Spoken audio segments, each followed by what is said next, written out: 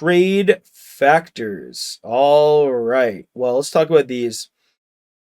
These these wouldn't be fiscal policy, but they are determined by the federal government because fiscal policy items are to help the economy, right? They're about the economy. These are to help trade, which does in turn help the economy. These are also done for political reasons. So let's start with a tariff. This is a tax that on imported goods. We're in this situation, we're the United States, and you're probably in the United States as well if you're taking the CPA exam.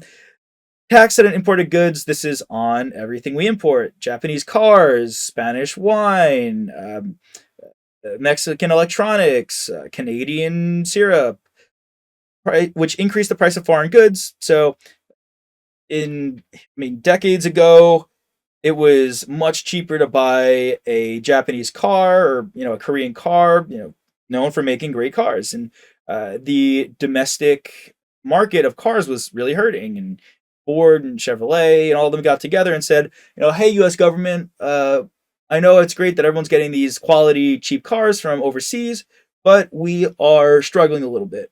Now, the government said, okay, I guess we want to protect US jobs, so they impose a tariff. So, in order for Japan or Korea or Germany, any of these other countries that make quality cars, want to sell in the US, they have to pay an extra tax. So, if they sold a car for $20,000 to the consumer, they can still do that, but now it costs them an extra $5,000 per car, maybe to give to the government. Now, tariffs can help a government to increase how much cash they have. It can be used in trade wars, makes foreign products more expensive and less competitive as compared to those domestic goods. For example, iPhones have high tariff rates. I'm not sure if any of you have been to another country to try to buy an iPhone or see that there's a lot less iPhones in other countries, but yeah, it's very much a thing. So yeah, I have a lot of friends from other countries who will come to the U.S. to buy an iPhone. iPhones are much more expensive in other countries. Not every country. This is just a general rule. They're more expensive. Those have tariffs from other countries that they charge Apple to sell their phones in their countries because they want to keep other smartphones more competitive. Is Apple too much of a monopoly? I guess I pick on them a lot, but they're just obviously a company that you all are aware of and I can talk about with everyone understanding. Like I said, governments make more in tax revenue, and other phone brands find more success than in the U.S. What is a quota? Well, just like you think of the quota. Oh, my quota is 30 hours, or my quota is I have to make 10 products. Rather than increasing the price of foreign goods, we could say, okay, well, hey, let's change it up. Oh, man, I used the Japanese and German automobiles already. Oh, let's change it up. Fine, I'll just keep going with that.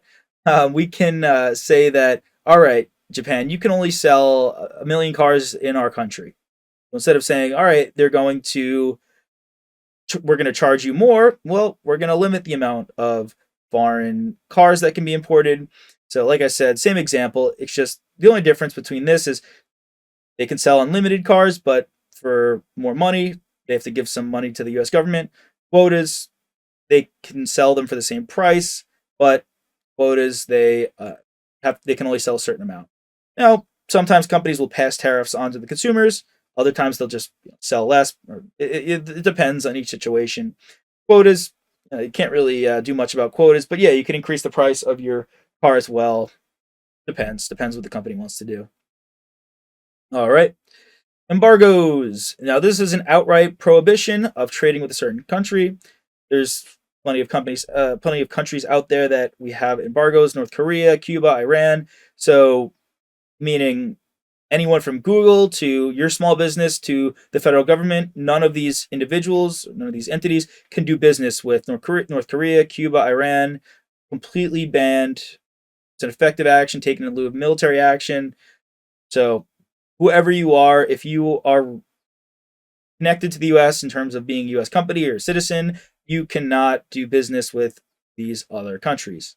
I'm not going to get there's more specifics to embargoes in terms of relationships and all that, but what you got to know for embargoes for the exam, I'm not going to tell you anything you don't need to know. Hey there! Are you ready to not only pass your CPA exams, but truly understand and enjoy the material while studying? I know it seems impossible, right? Especially to enjoy the material. We'll do it together. Tap into the power of CPA.examprep.ai, where we've got personalized quizzes, multiple choice questions, memorization guides, flashcards, simulations, all tailored to your learning. Our adaptive study planning puts you on the fastest path to success and lifts you back up if you fall behind. Avoid wasting your precious time and money attempting an exam with a low chance of passing, because who wants that? We want to get you through this process as quick as possible. Our exam readiness prediction lets you walk in with confidence, knowing that you're prepared for success on exam day. Thankfully, there's no payment method needed to get started, so why don't you come join us? Visit cpa.examprep.ai and let's achieve your exam success together.